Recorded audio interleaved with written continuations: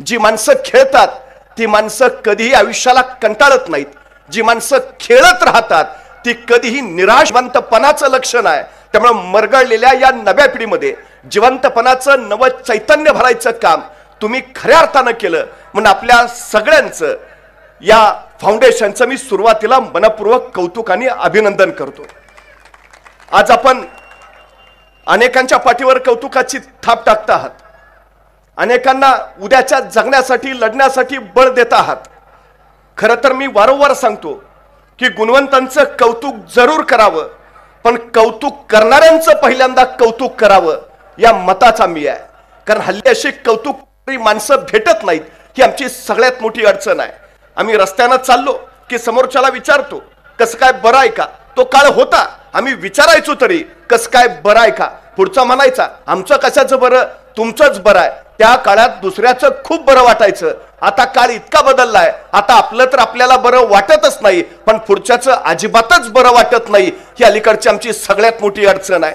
त्यामुळे अशा काळात आपल्याला कुणाचं तरी बरं वाटतंय, त्यांनी केलेलं कार्य खरं वाटतंय. एवढंच नव्हे ते त्यांनी अखंड चालू ठेवावं असंही आपल्या उरी दाटतंय आणि म्हणून काहीतरी करावं, त्यांच्या पाठीवर कौतुकाची थाप टाकावी ही भूमिका आपण घेत आहात.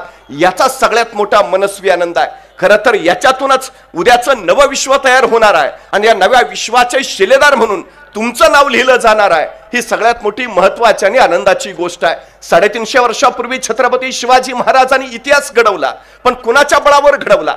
अमेरिकेचं सैन्य आणलं होतं, कारण युरोपियन राष्ट्रांची मदत घेतली होती. हे साम्राज्य कुणाच्या बळावर उभा राहिलं? जगाच्या पाठीवरचा सगळ्यात मोठा इतिहास आहे, सगळ्यात मोठा. शिवाजी महाराजांचा जन्म 1630चा. शिवाजी महाराजांनी स्वराज्याला आरंभ केला 1646 साली आणि शिवाजी महाराजांचं निधन झालं 1680 साली. म्हणजे महाराजांचं आयुष्य 50 वर्षाचं आणि स्वराज्याचं आयुष्य फक्त 35 वर्षाचं. फक्त या 35 वर्षात जगातली सगळ्यात पहिली आणि सगळ्यात मोठी क्रांती आहे की अवघ्या 35 वर्षात 750 वर्षाचं पारतंत्र्य हटवणं आणि स्वतःचं सार्वभौम स्वराज्य निर्माण महाराष्ट्रानं करून दाखवलं. हे सगळ्यात महत्वाचं आहे. कोण होतं सोबतीला, कोण होतं मदतीला? अहो तुमचे माझे पूर्वजच शिवाजी महाराजांच्या खांद्याला खांदा लावून लढत होते. ही सगळ्यात मोठी वस्तुस्थिती आहे. 18 पगड जातीची 12 बोलते दराची चड्डी लंगोटीतली सखी सोबती सवंगडी मंडळी सोबत घेऊनच शिवाजी महाराजांनी स्वराज्य हे ध्येय प्राप्त करण्यासाठी अविरत संघर्ष केला. खरं तर हा सत्ता मिळवण्याचा संघर्ष नव्हता, हा जीवन मूल्याची प्रतिष्ठापना करण्यासाठी उभारलेला संग्राम होता. ही गोष्ट आपण पहिल्यांदा लक्षात घेतली पाहिजे. खरं तर मासाहेब जिजाऊंच्या सोबत ज्यावेळी शुभाराजे पुण्यात आले, उद्ध्वस्तोस झालेलं पुणे, भकास कंगाल झालेलं पुणे, रायारावानं गडवाचा नांगर फिरवलेला पुणे, इथली माणसं गावात नव्हती. इथं कोणी वस्ती केली तर त्याचा निर्वांश होईल यासाठी एक पहार रोवलेली, पहारेवर एक तुटकी वान फुटकी कवडी अडकवलेली आणि सांगितलेलं इथल्या रयतेला इथं वस्ती करणं अशुभ, वस्ती झाली केली तर निर्वांश होईल. आणि माणसं त्या भीतीनं परगंदा झाली. सह्याद्रीच्या निबिड दऱ्याखोऱ्यात किर्र कडेकपाऱ्यात जो मुठीत घेऊन कशी बशी जगायला लागली. जगण्यासाठी मरायचं आणि मरण्यासाठी जगायचं एवढाच त्यांच्या आयुष्याचा अट्टास झाला. अशा पुण्यात आल्यात मासाहेब. राज्य करायचं आहे, जहागिरी चालवायची आहे, पण राज्य करावं कुणावर, जहागिरी चालवावी कुणावर? होतं कोण इथं? दगडाधोंड्यांवर. अरे माणसं होती कुठं? माणसं दूर दऱ्याखोऱ्यात परगंदा. मासाहेबांनी त्या परगंदा लोकांना घातली साथ. या परत या, गावात या. रयतेने विचारलं कुणाच्या भरोशावर? आणि कडाडल्या जिजाऊ तुमच्या शुभराजांच्या भरोशावर. या राजे समर्थ आहेत. आणि बघता बघता रयत परतू लागली, घरं गजबजू लागली, गावं कुजबुजू लागली. पण रयते पुढे पुन्हा एकदा प्रश्न पडला. गावात तर आलो, घरात तर आलो, पण खावं काय, प्यावं काय, शेती करावी तर पेरावं काय, काय आहे आपल्याकडं? आणि त्यावेळी महाराष्ट्रातली पहिली सहकारी संस्था उभा राहिली. या सहकारी संस्थेचं नाव होतं स्वराज्य आणि या संस्थेच्या संस्थापिका होत्या मासाहेब जिजाऊ. या स्वराज्य नावाच्या संस्थेतून इथल्या शेतकऱ्यांना बिब्यानं दिली, खतं दिली, बैल जोड्या दिल्या. एवढंच नव्हे तर शिवाजी महाराजांनी असंख्यांना जमिनी दिल्या, जमिनी लागवडी खाली आणल्या गेल्या. एवढंच नव्हे, शिवाजी महाराजांच्या काळात महाराष्ट्रातल्या जमिनींची 3 वेळा मोजणी झाली. 5 हात लांब 5 तसू 14 मुठींची लांब काठी या परिमाणाच्या आधारावर महाराजांनी महाराष्ट्रातल्या जमिनींची 3 वेळा मोजणी केली. आता आमच्या नावावर जे सातवारे दिसत आहेत त्या सातबाऱ्यांचा उद्गाता राजा शिवछत्रपती शिवाजी महाराज नसते, तुमच्या माझ्या नावावर सातबारे सुद्धा दिसले नसते. महाराष्ट्रातलं पहिलं धरण शिवाजी महाराजांनी बांधलं. पुण्याजवळच्या खेडशिवापूरच्या आंबिलोड्यावरचं धरण जाऊन बघून या. 32 धरणं बांधली महाराजांनी. जलसंधारणाची पहिली योजना शिवाजी महाराजांची. पाणी अडवा पाणी जिरवा ही संकल्पना सुद्धा शिवरायांची. आता पाणी अडवा पाणी जिरवा ही संकल्पना मी बाजूला टाकली आणि ह्याची अडवा त्याची जिरवा हा एक कलमी चालू केला तो भाग वेगळा. पण आजही दुष्काळ पडतो. आम्ही सांगत राहतो शिवकालीन पाणी योजना राबवली पाहिजे. म्हणजे विज्ञान युगात राहताना आजही आम्हाला दुष्काळावर मात करण्यासाठी महाराजांचीच पाणी योजना आठवावी लागते. हे महाराजांच्या दूरदृष्टीचं सगळ्यात मोठं यश आहे.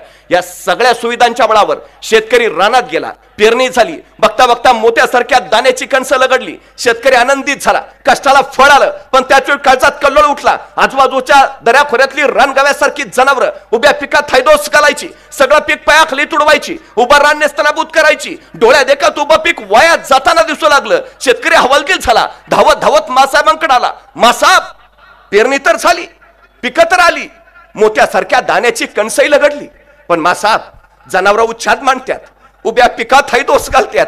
काहीतरी करा मासाहेब. मासाहेबांना कळून चुकलं. पिकं जगली तर शेतकरी जगेल. शेतकरी जगला पाहिजे. दुसऱ्या दिवशी मासाहेबांच्या विलक्षण बुद्धीतनं एक विलक्षण युक्ती बाहेर पडली आणि मासाहेबांनी आसपासच्या गावागावात दौंडी दिली.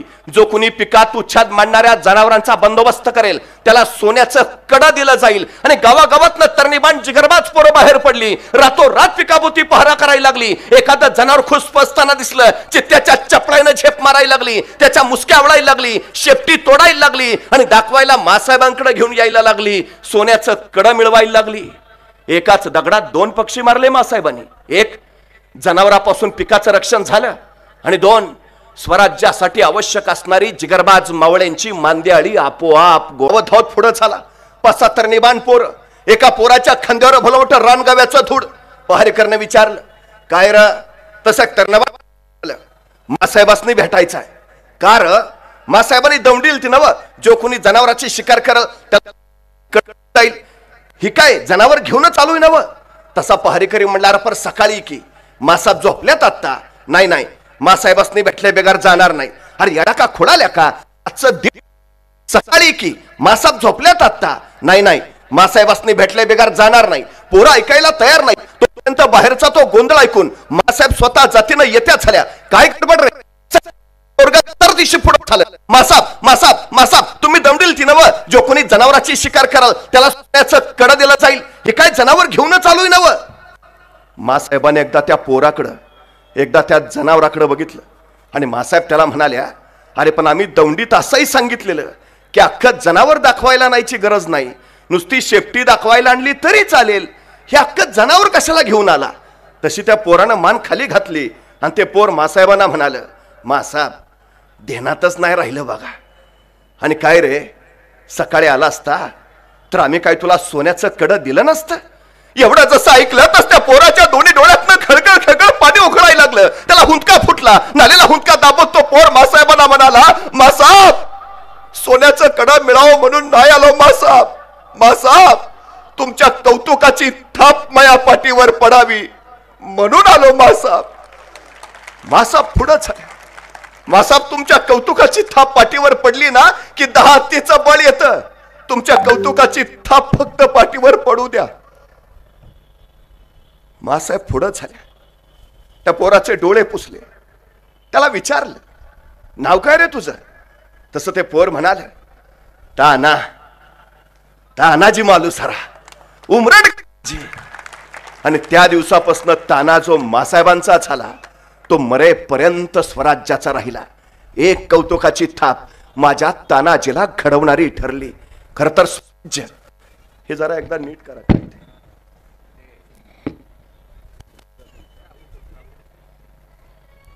रस्सा आपण जपत आहात. कदाचित इथूनच उद्याचा एखादा तानाजी, एखादा बाजी, एखादा सूर्याजी आणि येसाजी या जळगावच्या मातीतनं उभा राहील, जो उद्याचा इतिहास घडवेल. ही कौतुकाची थाप फार महत्वाची. नाहीतर एवढा प्रचंड मोठं ध्येय महाराजांनी समोर ठेवलंय. कशाच्या बळावर? काय देणार होते महाराज? अहो बघा ना, आमच्या तानाजीनं पोराचं लग्न काढलंय. पत्रिका द्यायला महाराजांकडे गेला. रायबाच्या लग्नाला यायचं बरं का. मात्र राजांची नजर आहे कोंडाण्यावर. आणि महाराज कोंडाण्याकडे पाहता पाहता तानाजीला म्हणाले, तान्हा, कोंडाणा घ्यायचं म्हणे आहे रे. तसा सर्दिशी उठला तानाजी. हातातल्या पत्रिका फेकल्या. राजा आधी लगीन कोंढाण्याचं मग रायबाचं. आणि पोराचं लग्न टाकून तानाजी कोंढाण्याचं लग्न करायला गेला. गेला गेला गेला असा गेला की रायबाचं लग्न करायला परत आलाच नाही. मला राहून राहून प्रश्न पडतो, काय दिलं असेल महाराजांनी? का महाराज म्हणले असतील तानाजीला, ताना तेवढा कोंढाणा घे, मग पंचायत समितीच्या तिकिटाचं तुझं बघतो. काय दिलं काय महाराजांनी? कौतुकाची थाप.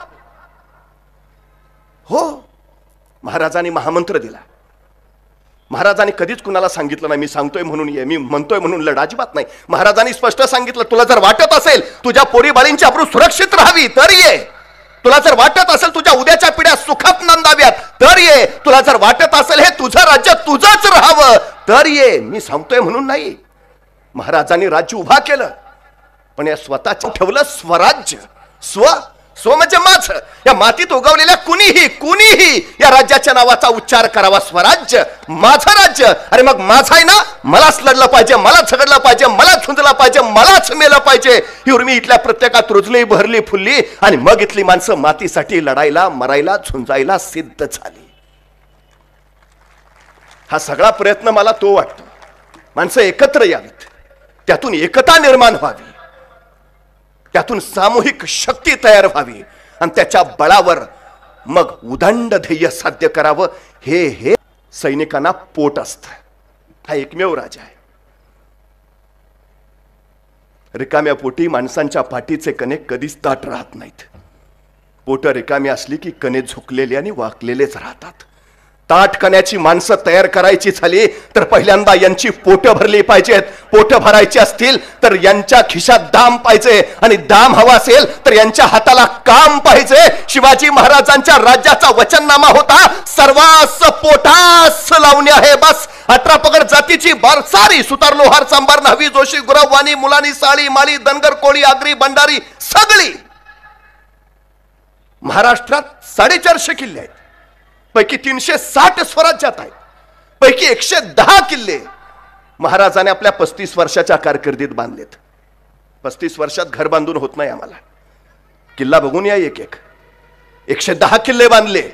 स्वराज्य बळकट करणं हा हेतू होताच, पण त्याही पेक्षा महत्वाचा हेतू होता, या मातीत उगवलेल्या प्रत्येकाच्या हाताला काम मिळालं पाहिजे. महाराजांनी या गडकिल्ल्यांच्या बांधकामातनं, 110 नव्या किल्ल्यांच्या माध्यमातनं इथल्या माणसांना रोजगार निर्माण करून दिला. पोट भरली, आणि भरल्या पोटी माणसाला मग स्वाभिमान, अस्मिता, मग ताटकाना, हे सगळं भरल्या पोटी महाराजांनी पहिलं ते केलं.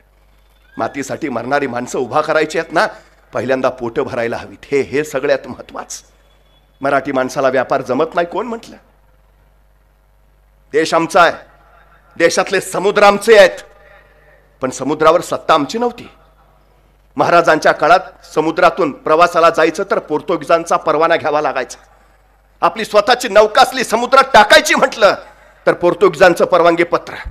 आमच्याच देशात, आमच्याच देशातल्या समुद्रावर आमचा अधिकार नव्हता. महाराजांनी विचार केला, शत्रू कोण? या देशात राज्य नव्हते असं नाही. विजयनगरचं साम्राज्य होतं, देवगिरींच्या यादवांचं राज्य होतं, पण उद्ध्वस्त झालं. आपण हे स्वराज्य उभं करू, आणि तेही नाही. राज्य उभा करण्यापेक्षा राज्य राखणं महत्वाचं. महाराजांनी लक्ष याच्यावर केंद्रित केलंय. धोका ओळखला, शत्रू कुठून येतोय? इंग्रज, पोर्त, डच कुठून आले? हे मोंगल कुठून? आणि महाराजांनी त्यावेळी सांगितलं 350 वर्षापूर्वी, महाराष्ट्राला धोका जमिनीवरनं नाही, महाराष्ट्राला धोका समुद्रावरनं आहे. परवा मुंबईवर 26/11चा दहशतवादी हल्ला झाला, मग आम्हाला कळालं महाराज म्हणत होते ते खरं होतं. आम्ही तर समुद्रातनं 5 मैलापेक्षा पुढे जातच नव्हतो, आम्हाला सिंधुबंदीच होती. अशा काळात महाराज आरमार उभारायचा निर्णय घेत आहेत. क्रांती आहे. आता समुद्रातच जायचं नाही तर नौका ज्ञान कुठून येणार? महाराजांनी पोर्तुगीज लुई व्हेनेगस आणि फर्नांडो व्हेनेगस या दोन पोर्तुगीजांना आरमाराची बांधणी करायला बोलावलं. आठवडाभर थांबले असतील, रातोरात पळून गेले. कळाल त्यांना आपण आपल्याच पायावर धोंडा मारतोय. हे शिवाजी महाराजांचा आरमार उद्या पोर्तुगीजांशीच लढणार आहे, म्हणजे आपण आपल्या देशाचा पराभव करायला महाराजांचा आरमार बांध निघून गेले. आता काय करावं महाराजांनी? तज्ञ तर नाहीत, आरमार बांधायचं कसं? थांबले नाहीत. महाराजांचं सगळ्यात मोठं वैशिष्ट्य आहे. महाराज काय यशस्वी झाले? महाराजांनी प्रत्येक ठिकाणी पर्याय निर्माण केला. प्रत्येक ठिकाणी. ते नाहीत आता कसं काय? काम नाही थांबलं, पर्याय उभा. मी नेहमी एक गोष्ट सांगतो. एक राजा होता, त्या राजाच्या समोर दोन कैदी आणले. राजाने आरोप ऐकले आणि शिक्षा सुनावली, मरेपर्यंत फाशी. फाशीची शिक्षा ऐकल्याबरोबर एक कैदी तिथंच चक्कर येऊन बेशुद्ध झाला. दुसरा मात्र न्यूटन असल्यासारखा विचार करत बसला होता. पहिला शुद्धीवर आला तरी दुसरा न्यूटनच. मग पहिल्याने विचारलं, तू काही शिक्षा ऐकली नाहीस का? तो म्हणला, ऐकली ना. मग तुला भीती नाही वाटत? अरे मरणार आहे आपण. तसा तो कैदी म्हणला, येते फाशी भिशीचं सोड. इथं गेले वर्षभर माझा उडणारा घोडा तयार करायचा प्रयोग चाललाय. प्रयोग अंतिम टप्प्यात आहे. आता काही दिवसात माझा घोडा आकाशात उडेलच. पण नेमकी फाशीची शिक्षा झाली, ते फाशीचं काय नाही रे, आता माझ्या प्रयोगाचं काय होणार त्याची मला काळजी आहे. त्या दुसऱ्या कैद्याने विचारलं, उडणारा घोडा? घोडा कधी उडतो का? ते सांगतोय ना, प्रयोग अंतिम टप्प्यात आहे. त्यांची ही चर्चा राजाने ऐकली. राजा म्हणला, काय काय काय म्हणला? उडणारा घोडा? डोक्यावर पडलाय का? घोडा कधी उडतो का? तसा तो कैदी म्हटला, महाराज मरणारा माणूस खोटं नाही बोलत. अहो फाशी दिली मला, कशाला खोटं सांगेल? वर्षभर माझा प्रयोग चाललाय, प्रयोग अंतिम टप्प्यात आहे. आता काही दिवसात माझा घोडा आकाशात उडेलच. बरं महाराज, माझ्या घोड्याचं जाऊ द्या, मला फक्त 1 वर्ष द्या. या 1 वर्षाच्या आत मी तुमच्या घोड्याला आकाशात उडायला शिकवू शकतो. राजा म्हणला, नाही केलंस तर? फाशी दिलीच मला. मी 1 वर्ष मागतो, 1 वर्ष द्या. या 1 वर्षात मी तुमच्या घोड्याला आकाशात उडायला शिकवू शकतो. आता राजाला प्रश्न पडला, असं तसं मरणारच आहे, पण दिलंच 1 वर्ष आणि लागलाच आपला घोडा आकाशात उडायला, तर ह्या जगात आपण एकमेव राजे ज्याच्याकडे उडणारा घोडा आहे. राजा म्हणला, ठीक आहे, चल दिलं तुला वर्ष. दिलं. त्याला वर्ष मिळालं. पहिल्या कायद्याला काय विकळे ना, त्याने परत याला विचारलं, घोडा खरंच उडतो? तो म्हणला, घोडा उडतोय. अरे मग राजाला खोटं का सांगितलं? हे बघ, तू तुझं आजचं मरण फक्त उद्यावर ढकललायस. तसा तो म्हटला, मी ते नाही केलं, मी माझ्या जगण्याचे पर्याय तयार करतोय. मतलब अरे ह्या 1 वर्षात काही होईल म्हणजे?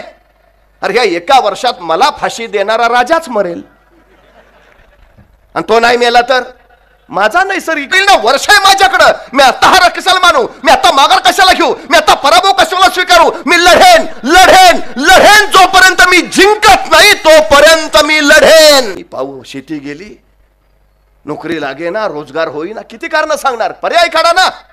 झेपावत राहा. झेपावता येत नसेल, उड्या मारत जा. उड्या मारता येत नाही, पळत जा. पळता येत नाही, चालत जा. चालता येत नाही, रांगत जा. रांगता येत नाही, सरपटत जा. सरपटता येत नाही, घसरत जा. पण जा. जोपर्यंत पोहोचत नाहीच तोपर्यंत जात राहा, पुढे जात राहा. पुढे यश स्वागताला उभा असतं. महाराजाने पर्याय काढला. पोर्तुगीज नाही गेले पण ठीक. महाराजाने कोकणातले कोळी, आगरी, भंडारी, मुस्लिम लोक गोळा केली. आरमार उभा करा. आणि या मातीतल्या माणसांनी शिवाजी महाराजांचं आरमार उभा केला. स्वराज्याच्या बनावटीची जहाज दर्या तरंगू लागली. तुम्हाला माहिती आहे, रत्नागिरी जिल्ह्यातल्या विजयदुर्गला शिवाजी महाराजांनी पहिला जहाज बांधायचा कारखाना काढला. मुंबई जवळच्या कल्याणला आरमाराची गोदी काढली. तोफा ओतायचे कारखाने महाराष्ट्रात सुरू झाले. स्वराज्यासाठी लागणारा दारुगोळा स्वराज्यातच निर्माण होऊ लागला.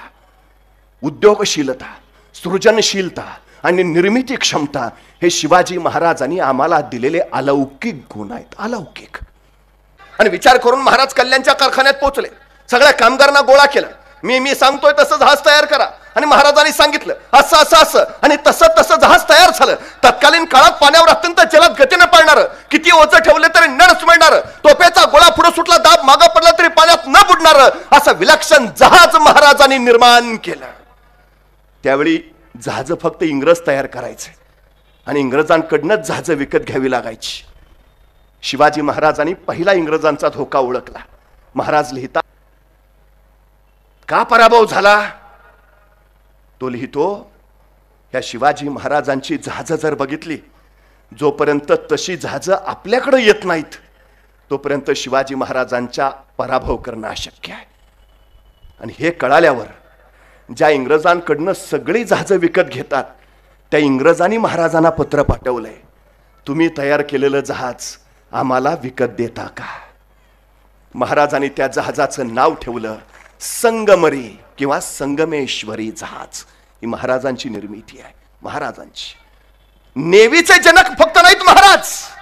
भारतीय नौदलात गेला तर नौदलाच्या प्रवेशद्वारावर लिहिलंय भारतीय आरमाराचे जनक छत्रपती शिवाजी महाराज. नेव्हीचे नव्हे, मर्चंट नेव्हीचे जनक सुद्धा शिवाजी महाराज आहे. महाराजांची जहाज व्यापार करायला जात आहेत 350 वर्षापूर्वी. शिवाजी महाराजांचा इतिहास म्हणजे अफजल खानाचं पोट ते शाहिस्ता खानाचं बोट एवढाच नाही, अफाट आहे. अफाट. सुरतेवर छापा मारला शिवाजी महाराजांनी. इंग्रजांची वखार. आता शोधावं काय सोनं नाणं पैसा अडका नाही. या राजांची ज्ञानाची भूक फार अफाट आहे. शिवाजी महाराजांची भेदक आणि शोधक नजर त्या इंग्रजांच्या वखारीत काहीतरी वेगळं शोधू लागली. काहीतरी असणार, हे सुधारलेले विज्ञानवादी इंग्रज काहीतरी नवं असणार. आणि महाराजांच्या नजरेला यंत्र बसलं. महाराजांनी ते यंत्र टिपलं ते उचललं, आणलं सोबत. इंग्रजांच्या वखारीतनं महाराजांनी त्या छाप्यातून ते यंत्र आणलं खरं, पण यंत्र कशाचं आहे तेच महाराजांना माहिती नाही. पण जिज्ञासा बघा, महाराजांनी लगेच इंग्रजांना पत्र पाठवलं, ते परवा आम्ही छापा मारला होता तुमच्यावर, ते आणलंय तुमचं यंत्र उचलून, पण ते कशाचं आहे ते सांगता का? कशाला सांगतील इंग्रज? नाही सांगितलं त्यांनी कशाचं आहे. जेवढा काळ महाराज सुरतेच्या मुक्कामामध्ये होते, शोध घेतला आणि महाराजांना कळालं हे छापाई करायचं यंत्र आहे. उत्तम उत्तम उत्तम. ग्रंथ छापता येतील, ज्ञान प्रवाहित करता येईल, उत्तम. हे छापा यंत्र सुरू झालं पाहिजे. त्यांनी परत इंग्रजांना पत्र लिहिलं, हे छापा यंत्र चालवणारा चालू करणारा कुणी माणूस पाठवता का? नाही पाठवला इंग्रजांनी. सुरतेच्या मुक्कामात महाराज जेवढा काळ होते तेवढा काळ ते यंत्र सुरू करायचा प्रयत्न करत राहिले, झालं नाही. शेवटी येता येता सुरतेच्या भीमजी पारेख नावाच्या माणसाला त्यांनी ते छपाई यंत्र दिलं आणि त्यांना सांगितलं हे यंत्र चालू करा, छपाई कला सुरू करा. महाराज पुढे महाराष्ट्रात निघून आले, पण ज्यांना यंत्र दिलं महाराजांनी त्या भीमजी पारेखनी शिवाजी महाराजांनी दिलेल्या यंत्राच्या बळावर हिंदुस्थानातला पहिला छापखाना सुरू केला, ज्याचं नाव होतं श्री शिवाजी छापखाना. तो सुरतला आजही आहे. ती ग्रंथ निर्माण केलेत शिवाजी महाराजांनी. आताच्या स्पर्धा परीक्षेच्या पोरांना जेवढ्या आम्ही एवढी एवढी पुस्तकं देतो, हा काय विचार आहे? हे ज्ञान प्रवाहित झालं पाहिजे. पिढ्यानपिढ्यांना घडवणारं फक्त ज्ञान हे हे हे पोहोचलं पाहिजे. 350 वर्षापूर्वी महाराज हा विचार करतायत. इथं बुलढाणा जिल्ह्यातल्या सिंदखेड राजाचा संकर्षण सकळकडे होता, विद्वान पंडित. महाराजांनी त्यांच्याकडनं गनिमी काव्याच्या युद्धतंत्रावर ग्रंथ लिहून घेतलाय. मराठी राज्य आहे, राज्यकारभार मराठीतच झाला पाहिजे. भारतातला पहिला शब्दकोश फारसी ते मराठी, ज्याला राजव्यवहार कोश म्हणतो. अमात्य बोलो रघुनाथ पंडितम करूची राजव्यवहार कोशम. शिवाजी महाराजांनी तो राजव्यवहार कोशम रघुनाथ पंडितांकडनं करून घेतलाय. अवकाश ग्रहगोल शास्त्रांवर महाराजांनी पुस्तकं लिहून घेतलीत. धोंडीराज व्यासांनी लिहिलीत. बाळशास्त्री संगमेश्वरकर ज्योतिषी यांच्याकडनं अवकाशाच्या ग्रहगोल शास्त्रावर ग्रंथ लिहून घेतलाय. कवींद्र परमानंदांकडून त्यांनी शिवकाळ लिहून घेतलाय, शिवचरित्र लिहिलंय त्यांनी. गागा भट्ट आले तिथं आणि गागा भट्टांना काय सांगतायत महाराज? आलाच आहात तर आद्य शंकराचार्य, कुमारिल भट्ट, मंडन मिश्र यांचा अद्वैतावर जो वाद विवाद झालाय त्याची संहिता तयार करायची राहिली, तेवढी तयार करून घ्या, ग्रंथ लिहून घ्या. कधी झाले आद्य शंकराचार्य? महाराजांच्या अगोदर 700 वर्ष. अभ्यास किती आहे महाराजांना माहिती आहे. त्यांना काय वाद झालाय? अद्वैत, एकत्व, सगळे एक आहेत. इतिहास कधी घडतो, क्रांती कधी घडते, सगळे एक होतात तेव्हा. शिवाजी महाराजांचं स्वराज्य कधी घडलं? 18 पगड जाती 12 बोलतेदार सगळे सगळे एक झाले तेव्हा. देशाला स्वातंत्र्य कधी मिळालं? हे सगळे जाती धर्म एक होऊन देशासाठी उभा राहिले तेव्हा. लिहा, हा द्वैतवादावर ग्रंथ लिहा. रवींद्रनाथ टागोर एका ठिकाणी असं म्हणतात की हा देश विविध जाती पंथांनी बनलेला. ही माणसं एकत्र करणंच मुळात कठीण, पण ती एकत्र करून त्यांच्यामध्ये राष्ट्रीयत्वाचा मंत्र प्रेरणा, हेच अद्भुत आणि अशक्य काम, जे स्वप्नातही शक्य होणार नाही, ते छत्रपती शिवाजी महाराजांनी या देशामध्ये प्रत्यक्षात आणून दाखवलं. इथं प्रत्येक जातीतल्या माणसांच्या गुणाला वाव मिळाला. शिवाजी महाराजांनी प्रत्येक धर्माचा आदर केला. आणि हा राजा काय सांगतोय? आपल्या सैनिकांना आदेश देतोय, रयतेच्या भाजीच्या देठालाही हात लागता कामा नये. पण कुठली रयत? आपल्या स्वराज्यातली नाही. हा राजा काय सांगतोय? शत्रूच्या सैन्यात ज्यावेळी लढाईला जाल, शत्रूच्या प्रांतात जाल, शत्रूच्या प्रांतातल्या रयतेच्या भाजीच्या देठालाही हात लागता कामा नये. शत्रूच्या रयतेला पण त्रास नाही द्यायचा. शत्रूच्या राज्यात गेला, स्त्रीला धक्का लागता कामा नये. सन्मानच झाला पाहिजे. हे अलौकिक आहे, हे अलौकिक आहे, अद्भुत. या अखंड देशामध्ये जो खंडप्राय आहे त्याला अखंड करायचं काम छत्रपती शिवाजी महाराजांनी केलं.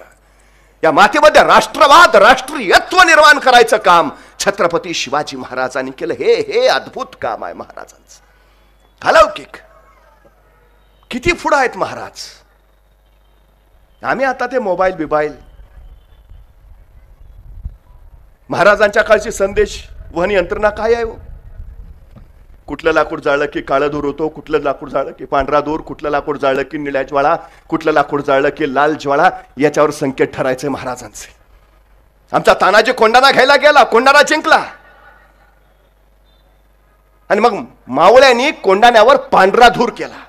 पांढरा धूर म्हणजे विजयाची खून. कोंडाण्यावरचा हा पांढरा धूर राजाने राजगडावर न बघितला आणि राजे कडाडले, गड फटे. म्हणजे पांढरा धूर हा विजयाची खून आहे.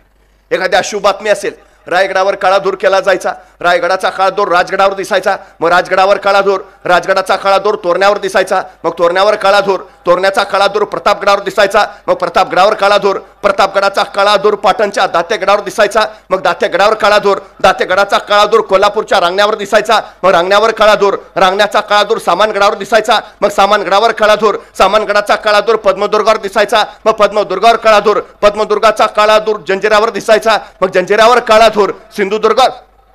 महाराष्ट्रातल्या 360 किल्ल्यावर एका तासाच्या आत मेसेज पोचायचा. काय झालंय? 300 वर्षापूर्वी केलंय महाराजांनी, 350 वर्षापूर्वी. काय विलक्षण आहे. काय शिवाजी महाराजांची ताकद काय आहे? कशाच्या बळावर? 50 वर्षाचं आयुष्य आहे, पण या 50 वर्षात एकही घटना अशी नाही, एकही प्रसंग असा नाही की ज्याचं महाराजांनी नियोजन केलं नाही. ते जाऊ द्या, आईच्या गर्भात असतानाच ज्याच्या आयुष्याचं नियोजन ठरलंय, असा जर कोणी महापुरुष या सृष्टीत जन्माला आला असेल तर छत्रपती शिवाजी महाराजांशिवाय दुसरं नाव नाही. जन्माला यायच्या आधीच नियोजन, काय करायचंय जन्माला येऊन, काय यायचंय जन्माला. 50 वर्ष एकही घटना नाही की ज्याचं महाराजांनी नियोजन केलं नाही. महाराजांच्या आयुष्यात एक आणि एकमेव घटना ज्याचं महाराजांनी नियोजन केलं नव्हतं ती म्हणजे महाराजांचा मृत्यू. फक्त त्याचंच नियोजन नाही, बाकी एकही प्रसंग नाही की ज्याचं महाराजांनी नियोजन केलं नाही. अमेरिकेच्या बोस्टन युनिव्हर्सिटीमध्ये मॅनेजमेंटच्या विद्यार्थ्यांना शिवाजीराजे दी मॅनेजमेंट गुरु म्हणून महाराजांचं व्यवस्थापन शिकवलं जातं. जगातली 123 राष्ट्र शिवाजी महाराजांच्या व्यवस्थापनाचा, लष्करी व्यवस्थापनाचा अभ्यास करतायत.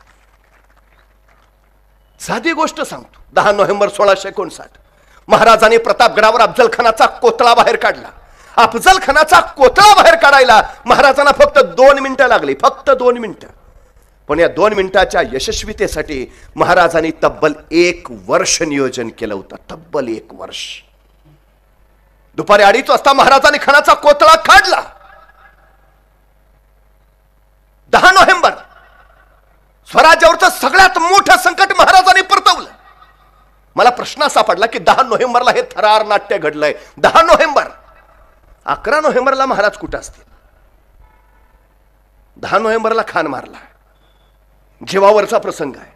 11 नोव्हेंबरला महाराज कुठं? शेजारी महाबळेश्वरला. हा, मग काल एवढं टेन्शन होतं, 4 दिवस नको का थंड हवेच्या ठिकाणी जायला? कुठं आहेत महाराज?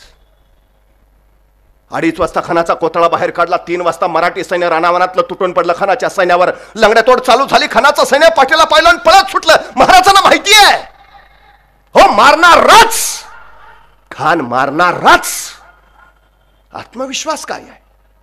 महाराज असं नाही म्हटले, बघतो प्रयत्न करून, बघू जमताय का, नाहीतर काय असेल. विषय नाही, अजिबात नाही. हे जे आहे ना,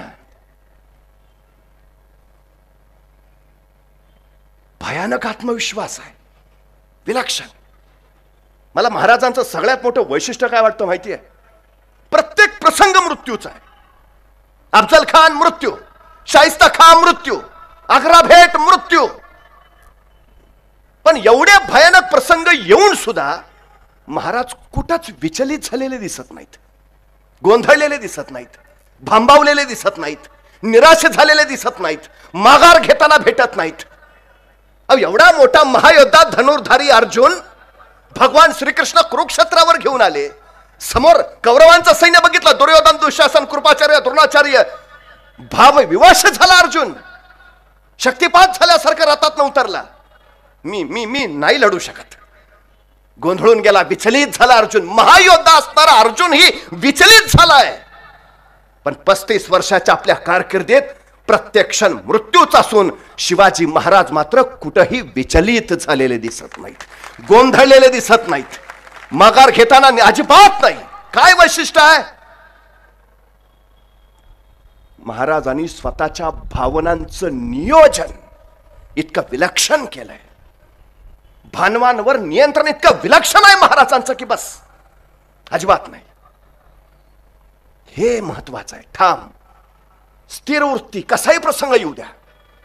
अफजल खानाच्या त्या भेटीत खानानं डाव्या बगलेत दाबून धरलं महाराजांना.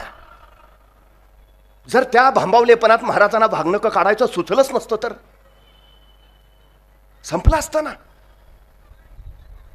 पण डाव्या बगलेत दाबून सुद्धा महाराजांची वृत्ती स्थिर आहे,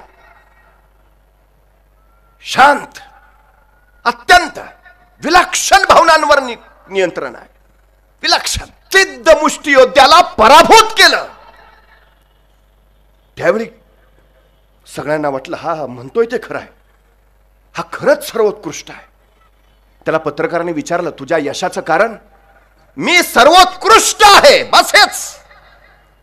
तो मोहम्मद अली कधीच असं म्हटला नाही, मी सर्वोत्कृष्ट होईन, मी सर्वोत्कृष्ट होण्याचा प्रयत्न करीन, मी पुढच्या वर्षी सर्वोत्कृष्ट होईन. अजिबात नाही. मी सर्वोत्कृष्ट आहे बस. ज्यावेळी सगळ्यांसमोर मी हे बोलतो त्यावेळी मी माझ्यावर जबाबदारी लादून घेतो की आता एवढी पळून जाण्यात यशस्वी होतील. पण या प्रसंगात 2000 घोडे आपल्याला मिळणारच आहेत, मिळणारच. आणि मिळाली. बरं, आता नुसती घोडी मिळून उपयोग नाही, ते घोडी चालवणारे प्रशिक्षित घोडेस्वार सुद्धा हवेत, तर त्या घोड्यांचा उपयोग. एखाद्याला विचारावं, गाडी आहे ना घरी? नाही, मला चालवता येत नाही ना. उपयोग काय तुझ्या गाडीचा? 2000 घोडी मिळाली, पण घोडी चालवणारे प्रशिक्षित घोडेस्वार असतील तर त्याचा उपयोग. 10 नोव्हेंबर 1659 या दिवसाच्या बरोबर 6 महिने आधी महाराजांनी आपल्या 2000 लोकांना घोडेस्वारीचं शिक्षण देऊन प्रशिक्षित करून ठेवलंय. आणि त्यांना सांगितलंय 6 महिन्यानंतर 10 नोव्हेंबरला सायंकाळी 4 वाजता तुम्हाला घोडे मिळणार आहेत, बुकिंग झालेलं आहे. याला म्हणायचं आत्मविश्वास. तो आहे महाराजांकडे. तो 2:30 वाजता खान मारलाय आणि त्याच रात्री बरोबर 9 वाजता खानाचंच मिळालेले अस्त्र शस्त्र हत्ती घोडे घेऊन महाराजांचं सैन्य सज्ज झालं. त्याच दिवशी आराम माहिती नाही महाराजांना, थकवा अजिबात नाही, क्षणभर विश्रांती चरित्रात कुठंच दिसत नाही. का जिंकत राहिले महाराज? 35 वर्षात का 750 वर्षाचं पारतंत्र्य हटवलं? आराम नावाची गोष्टच नाही. स्वराज्य हाच ध्यास आणि स्वराज्य हाच श्वास अखंड. कुणीतरी एका तत्ववेत्याला विचारलं, हे जग कधी संपेल? तो तत्ववेत्ता म्हणाला, ज्यावेळी एखादी मुंगी एकाच जागी बराच वेळ आराम करत असताना तुम्हाला दिसली तर समजून जा जगाचा अंत जवळ आलाय. पण मुंगी कधीच थांबलेली दिसत नाही. मुंगी कधीच आराम करताना भेटत नाही. एवढासा जीव आहे पण अखंड काम करत राहतो. पावसाळ्याच्या 4 महिन्याच्या बेगमीसाठी 8 महिने अव्याहत सातत्याने ती इवलिशी मुंगी काम करते. इवलिश.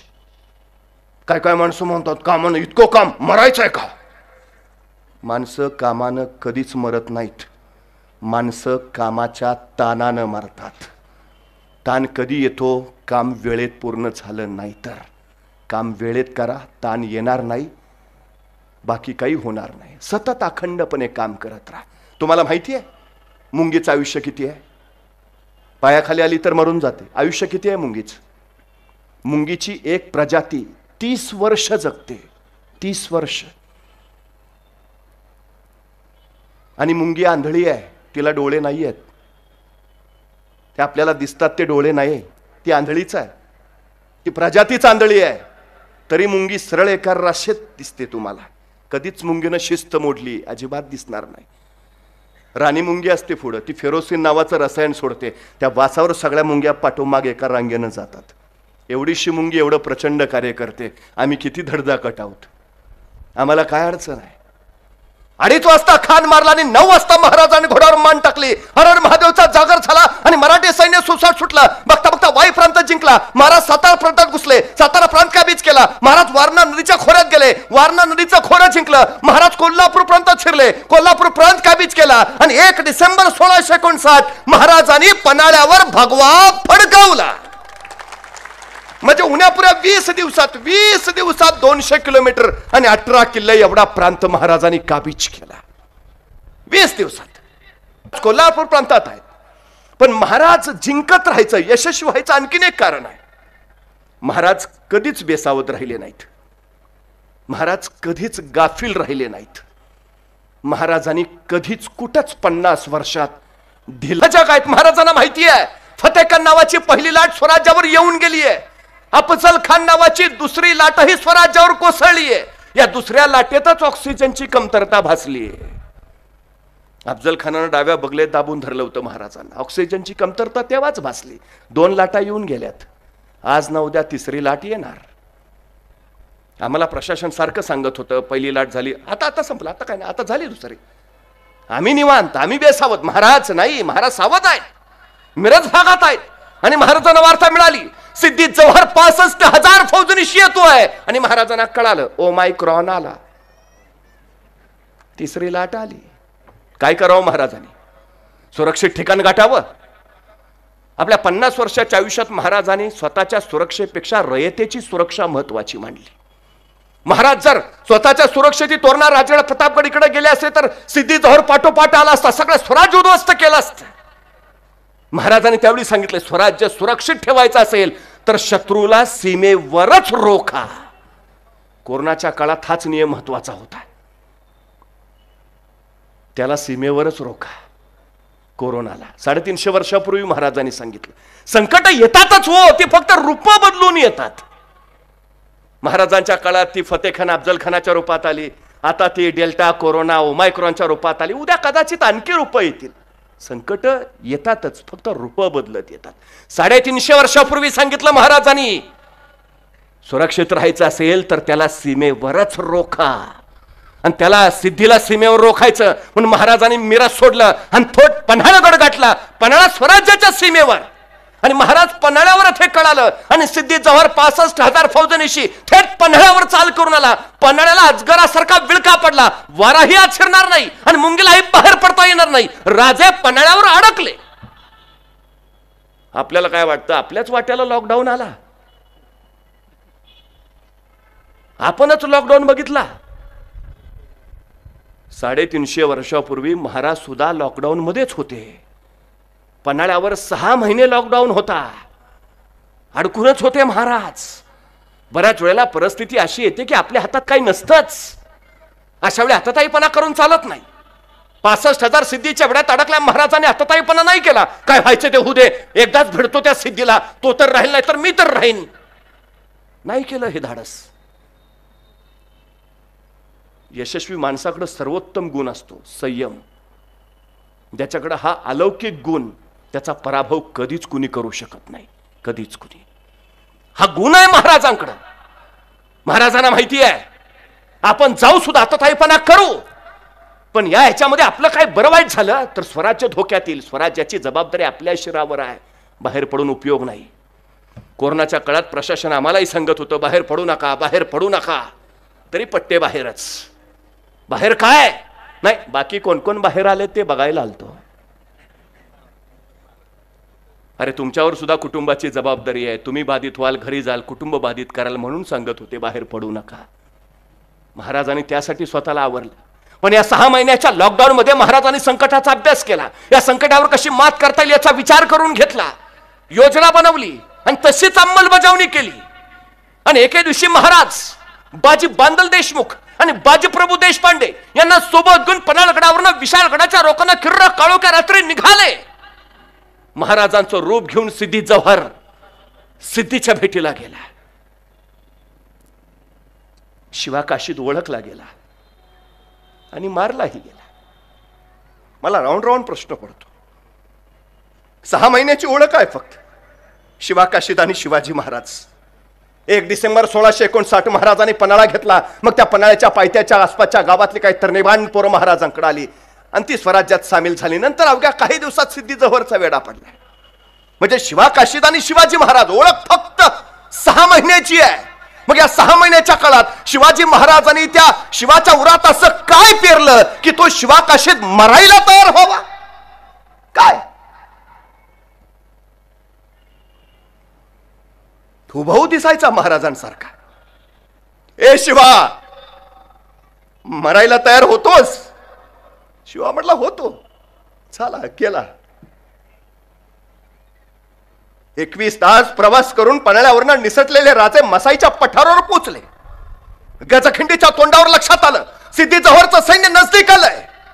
अवघे 400 मावळे त्यांच्या तावडीत सापडतो तर सगळेच मारले जाऊन.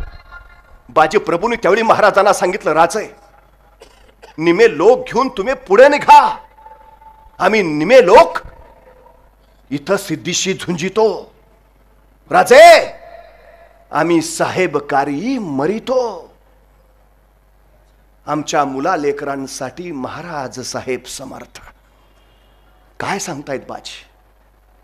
राजे म्हणले नाही बाजी, एकत्र लढू, इथंच लढू, सगळे जाऊ. नाही राज, लाख मेले तरी चालतील पण लाखाचा पोशिंदा वाचला पाहिजे. राजा निघा. मरणाला हसत हसत समोर जाणारा शिवाकाशीत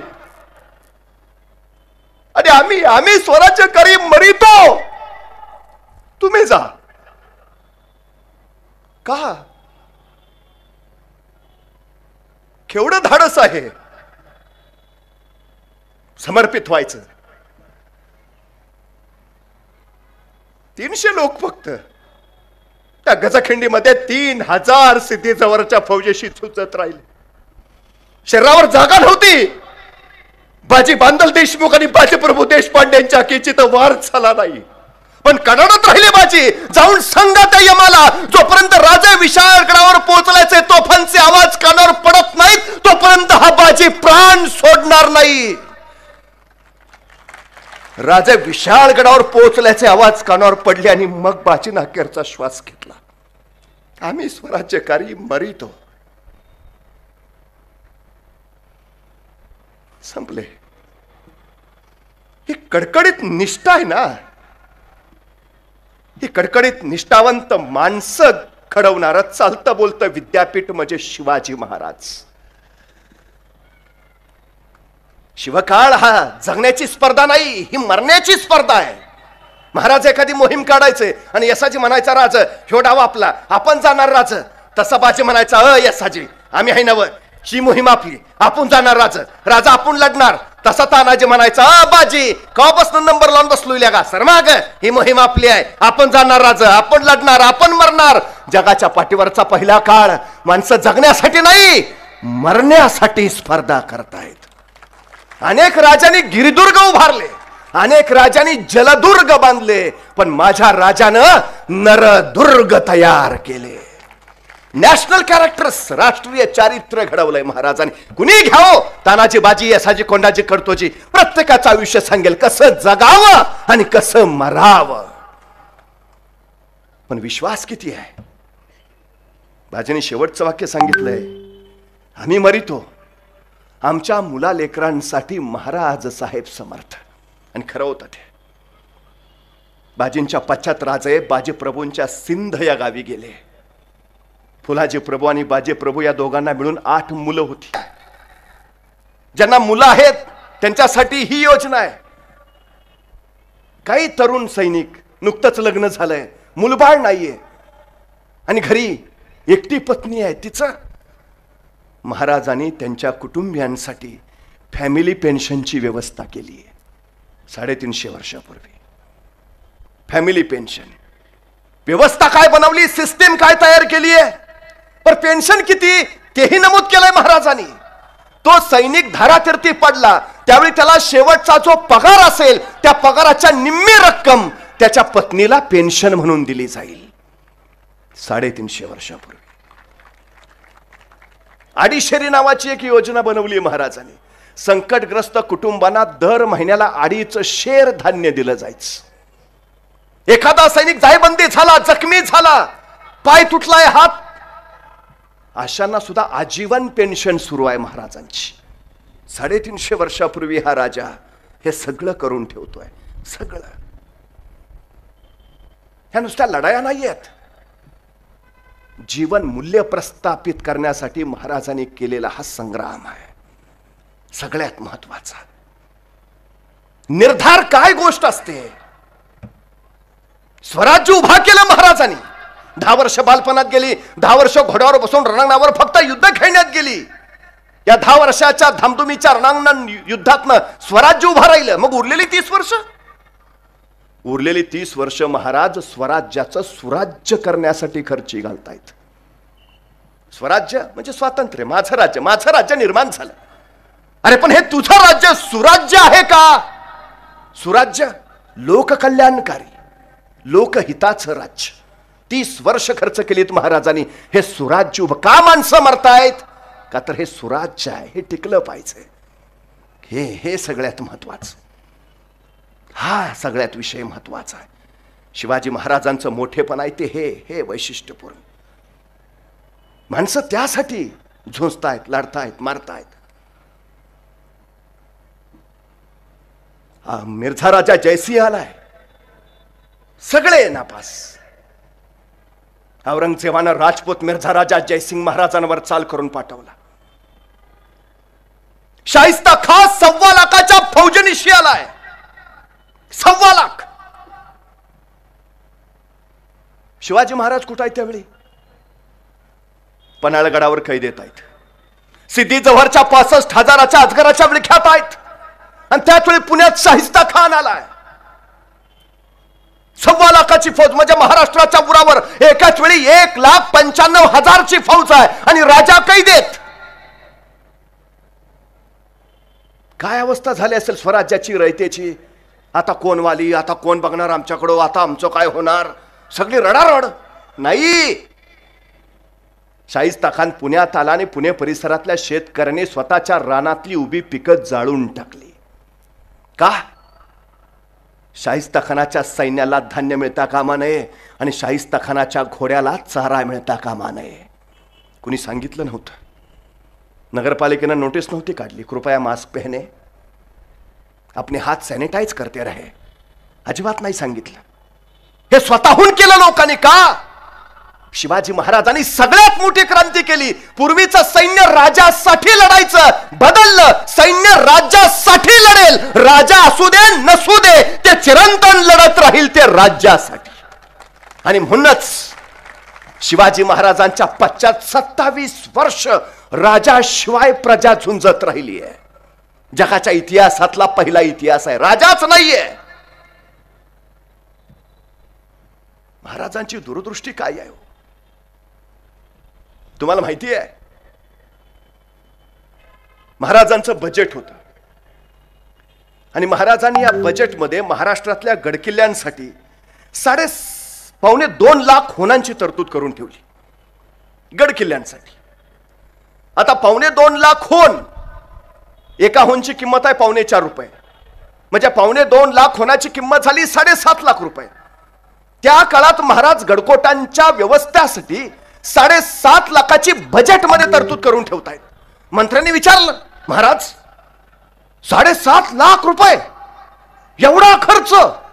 महाराज म्हणले, हा खर्च नाहीये, ही गुंतवणूक आहे, ही गुंतवणूक आहे. कशी गुंतवणूक?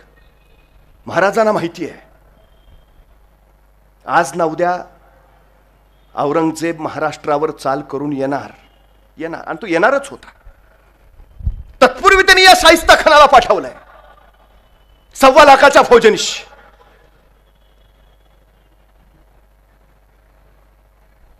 अहो, बांधावरचं 13-14 वर्षाचं पोरग सुद्धा सावध आहे. राजा कैदेत आहे, सैन्य नाही, पण राज्याची जबाबदारी माझी असं म्हणत ते बांधावर उभा आहे. एक अनोळखी घोडेस्वार येताना दिसला आणि बांधावरचं पोरग ताडकनवडीवरून त्याच्या पुढे उभा राहिलं. कोण तो घोडेस्वार? चल हट रे, खबरदार, जर टाच मारून याल पुढे चिंदड्या उडवीन राई राई एवढ्या. काय जिगर पेरली महाराजांनी 13-14 वर्षाच्या पोराच्या उरात. माझं राज्य आहे, ते राखायची जबाबदारी माझी आहे. हे महाराजांनी केलं. मला एका प्रश्नाचं उत्तर द्या. आपल्या घरातल्या विजेच्या बल्बला आपण दगड मारतो का? आणि रस्त्यावरची एकतरी ट्यूब आपण नीट ठेवतो का? का हो? घरातला बल्ब माझा असतो, रस्त्यावरची ट्यूब माझी नसते. ज्या दिवशी रस्त्यावरची ट्यूब माझी होईल ना, त्या दिवशी हा देश महासत्ता यही करेंगे. ऐसा कौन सा किला है जो जल से जल लिया जा सकता हो? म्हणजे पहिल्याच घासाला पराभवाचा खडा नको, किल्ला असा काढा की पटकन घेता येईल, फारसा डोक्याला ताप नको. मग एकाने सांगितलं, हुजूर एक किल्ला आहे. कौन सा? पुणे नाशिक महामार्गावरचा संग्रामदुर्ग. हुजूर चाकणचा किल्ला म्हणतात त्याला. असा है. मराठे कितने हैं? 300-350 होंगे हुजूर. शिबंदी ना हुजूर, बजमियत ना हुजूर, तोफे बिल्कुल ना हुजूर. तो ठीक है, वही ले लेंगे. आणि ठरलं शाहिस्ता खानाच. अवघे 350 मराठे असलेला, तोफा शिबंदी बजमियत अजिबात नसलेला तो चाकणचा किल्ला घ्यायचा. आणि शाहिस्ता खान निघाला, 21,000ची फौज घेऊन निघाला. आता मराठे किती आहेत? 350. शाहिस्ता खान फौज किती घेऊन आलाय? 1.25 लाख.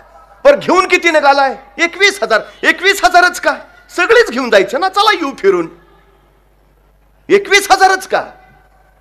तुम्ही कधी पुण्याला येता जाता नाशिक मार्गे गेला, हायवेलाच आहे चाकणचा किल्ला. भुईकोट आहे, भुईकोट जमिनीवरचा. चोहोबाजूनी पाण्याचा खंदक आहे, 35 फूट खोल आणि 35 फूट रुंद. म्हणजे किल्ल्यात आत जायचं झालं तर त्या खंदकावर पूल टाकायचा, मग आत बाहेर करायचं. किल्ला एवढा मोठा आहे की त्यात 21,000 सैन्यानं नीट उभा राहायचं म्हटलं तरी जागा पुरायची नाही.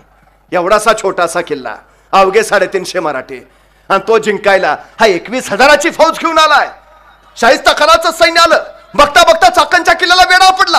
चाकणचा किल्लेदार आहे फिरंगोजी नरसाळा. त्याने 21,000चा सेना सागर बघितला. दुसरा कोणी असता तर म्हटला असता चलो भागो, डिपॉझिट पण राहणार नाही. पण फिरंगोजी हटला नाही. ही उभा राहायची जी जिगर आहे ना, ती जिगर पेरली महाराजांनी. पण शाहिस्ता खान येतोय कळताच फिरंगोजीने त्या खंदकावरचा पूल उचलून आत घेतलेला. आता खंदक मोकळा, खंदकात मगरी साप जनावर आत जाताच येईना. शाहिस्ता खान आला खरा, पण किल्ल्याच्या बाहेरच. आता मराठे बाहेर येईनात, शाहिस्ता खानला आत जाता येईना. आठवडा असाच गेला. शाहिस्ता खानला काही कळेना, क्या किया जाए. ये मराठे सामने नहीं आते, हमें अंदर नहीं आने देते. सामने नहीं आएंगे तो लड़ेंगे कैसे? लड़ेंगे ही नहीं तो जीतेंगे कैसे? 15 दिवस झाले काय करताच येईना. त्याला वाटलं आज ना उद्या धान्य संपेल, किल्ल्यातलं पाणी संपेल, मग तर मराठे बाहेर येतील. पण त्याला कुठं माहिती आहे, पोटात काही नसलं तरी पाठीचे कणे ताट ठेवतात मराठे.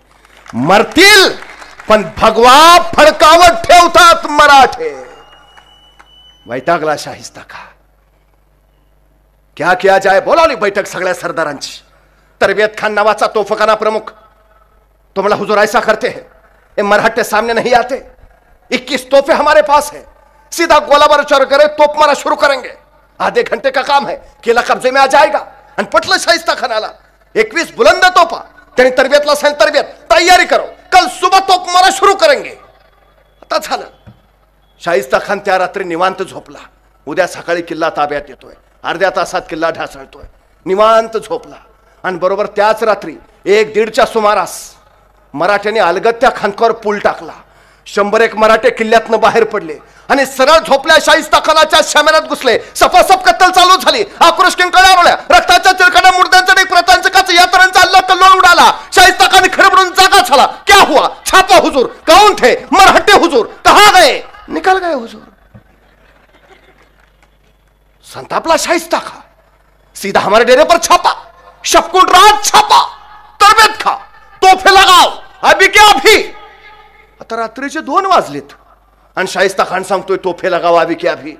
तरबियत खान म्हटला, हुजूर अभी अंधेरा है, अभी तोफे लगाएंगे तो गोले सीधे हम पे ही बरसेंगे. सुबह तक राह देखते हैं. सरपटला, वैतागला. पण ठरलं होतं त्याचं, आता सोडायचं नाही. आता किल्ला ताब्यात घ्यायचा, तोप मारा.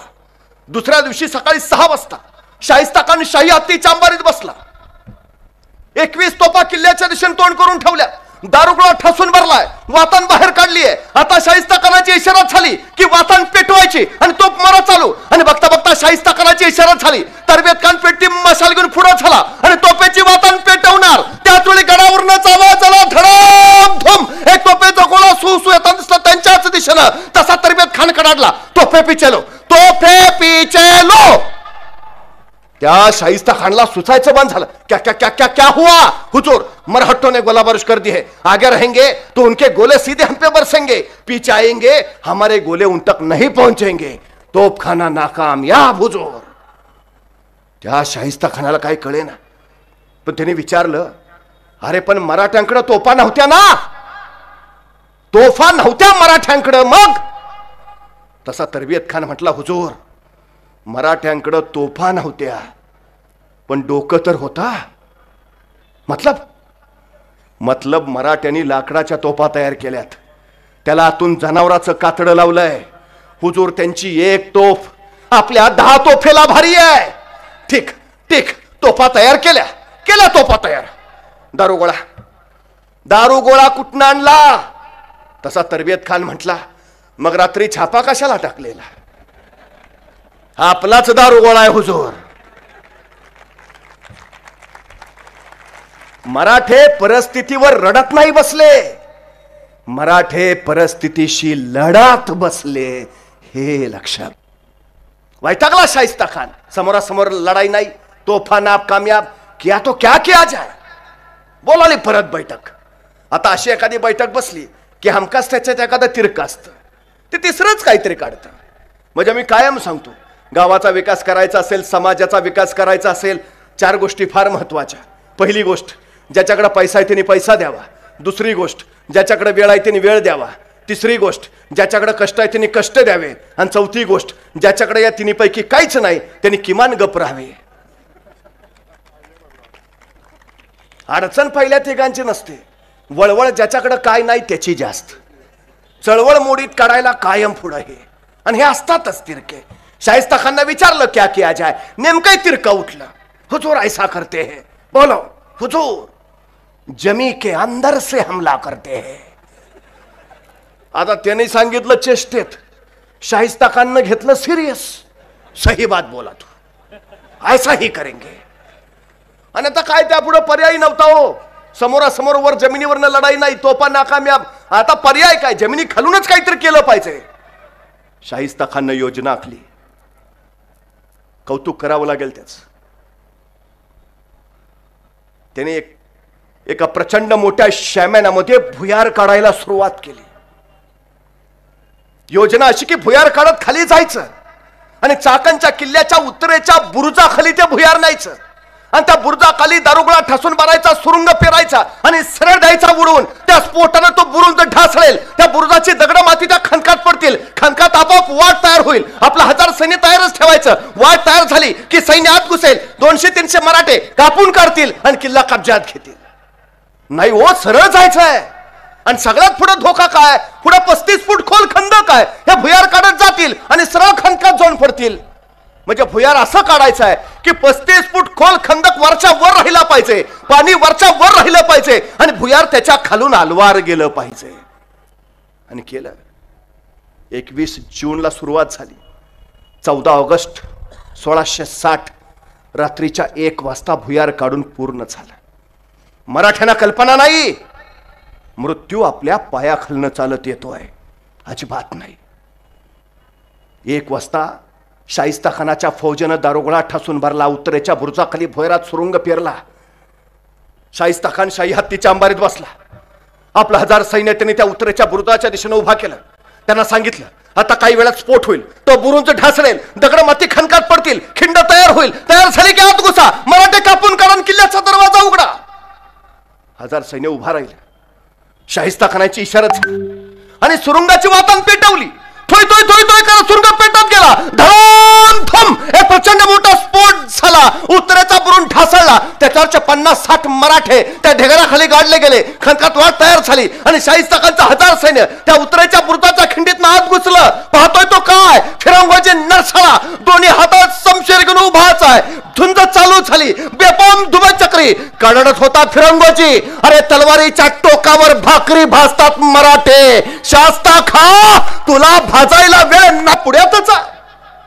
पण तास झाला, 2 तास झाले, 3 तास झाले, पहाटेचे 6 वाजले, 7 वाजले, गडाचे दरवाजे उघडले जाईनात. शाहिस्ता खानाला काय कळे ना, हे 1000 काय जाऊन झोपले काय.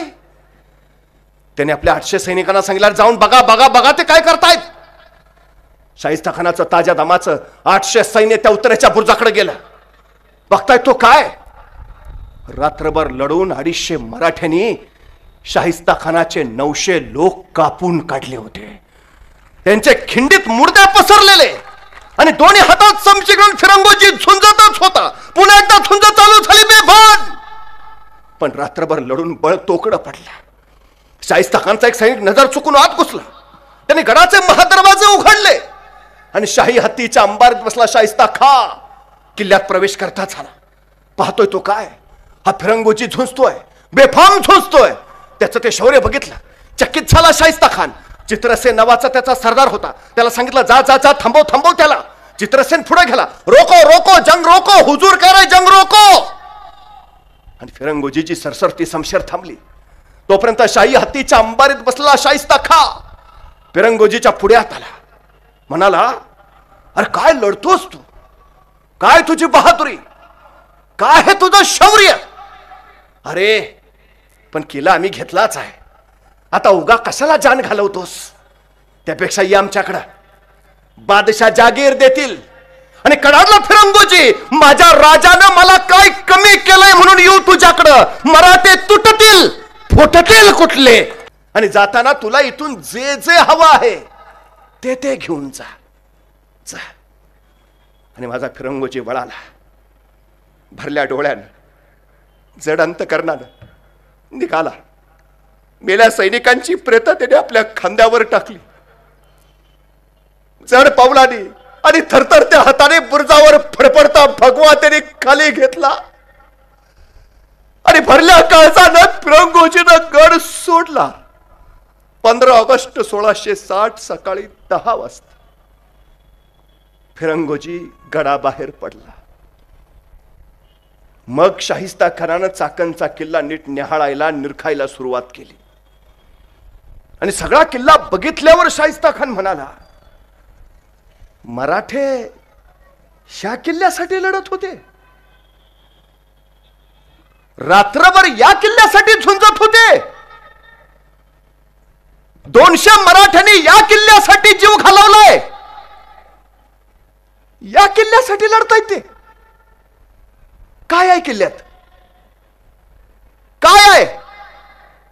4 भिंताड आणि 2 बुरुज. मराठे या 2 बुरुज आणि 4 भिंताडासाठी लढत होते. शाहिस्ता खानाला कळलं नाही, शाहिस्ता खानाला कळणारही नाही. ते बुरंज नव्हते, ते मराठ्यांच्या स्वाभिमानाचे चिरेबंदी अलौकिक अलंकार होते. ती भिताडं नव्हती, पारतंत्र्य रोखून धरणारी स्वातंत्र्याची ती धगधगती ज्वाला होती. हो, मराठे लढत होते. 2 बुरुज आणि 4 भिंताडं नव्हे, त्या बुरुजावर फडफडत्या भगव्यासाठी लढत होते आणि भगव्यासाठी मरायलाही तयार होते. शाहिस्ता खानाला ते कळणार नव्हतं. फिरंगोजी इकडून निघाला, तिकडून पन्हाळ्यावरनं निसटलेले राजे विशाळगडावर थांबून आता रायगडावर आले होते. आणि हा फिरंगोजी आता महाराजांकडे रायगडावर पोहोचला होता. महाराजांच्या सामने जड पावलांनी जड अंतकरणाने फिरंगोजी उभा राहिला. महाराजांना म्हणाला, राज, म्या कमनशिबानं कोट गमावला. राज, म्या कमनशिबानं कोट गमावला. काय सांगतोय फिरंगोजी? राजांना सगळं कळालंच आहे, किल्ला गेलाय, शाहिस्ता खान घेऊन गेलाय. पण फिरंगोजी सगळी जबाबदारी स्वतःवर घेतोय. म्या कमनशिबानं कोट गमावला. राज, फिरंगोजी असं नाही म्हणत, काय राजे, एवढ्या वेळ तुम्हाला सांगितलं आमचे 300 आहेत, त्यांचे 21,000, कसं काय लढणार, माणसं पाठवा, तुम्ही काय लक्ष द्यायला तयार नाही, जमलं तेवढं झालं, केलो आलो. अजिबात नाही, सगळी जबाबदारी स्वतःवर. म्या कमनशिबानं कोट गमावला. राज, म्या कमनशिबानं. राजे सरदेशी खाली उतरले. फिरंगोजीला कडकड, काय किल्ला बरोबर घेऊन जाईल, आपण परवा परत घेऊ. आपल्या मावळ्याला प्रोत्साहन कसं द्यावं हे शिवरायांकडनं शिकावं. महाराज असं नाही म्हटले, हा दिलं होतं ना एकदा तिकीट, आता संपला विषय, आता नाही. कसं बळ वाढवतायत? शाहिस्ता खातो तर 2 दिवसाचा पाहुणा, आज आहे उद्या निघून जाईल, जाताना काय किल्ला बरोबर घेऊन जाईल, आपण परवा परत घेऊ. आणि तसंच झालं ना हो. शाहिस्ता खानाची पाठ वळाली आणि मराठ्यांनी किल्ला परत ताब्यात घेतला. हे प्रोत्साहन. या कोरोनाच्या 2 वर्षाच्या काळात मला महाराजांचं सतत हे वाक्य आठवत होतं. कोरोना तो तर 2 दिवसाचा पाहुणा, आज आहे उद्या निघून जाईल, जाताना काय उरातली जिद्द घेऊन जाईल, परवा आपलं विश्व आपण पुन्हा उभा करू. ही प्रेरणा, हे प्रोत्साहन अलौकिक आहे. महाराजांनी जे दिलंय ते अलौकिक. पण या शाहिस्ता खानाला कळालं, एक किल्ला घ्यायला किती वक्त लागतो. 56 दिवसात 900 माणसं मारली गेली शाहिस्ता खानाची. तेव्हा एवढासा चाकणचा किल्ला 300 मराठ्यांचा घेता आला. बजेटमध्ये महाराजांनी 7.5 लाख तरतूद केली याच किल्ल्यावर. का? महाराज म्हणतायत, माझा एक किल्ला 1 वर्ष लढला पाहिजे. आज ना उद्या औरंगजेब येणार. तो आता येईल, महिन्यानं येईल, 10 महिन्यानं येईल, वर्षानं येईल, 5 वर्षानं येईल, माझ्या मृत्यूनंतर येईल, पण तो येणार. आणि तो ज्यावेळी येईल, स्वराज्यात आज मितीस 360 किल्ले आहेत. माझा एक किल्ला 1 वर्ष लढला तर औरंगजेबाला सगळे किल्ले घ्यायला 360 वर्ष लागतील. उमर गुजरून जाईल त्याची स्वराज्य जिंकण्यात.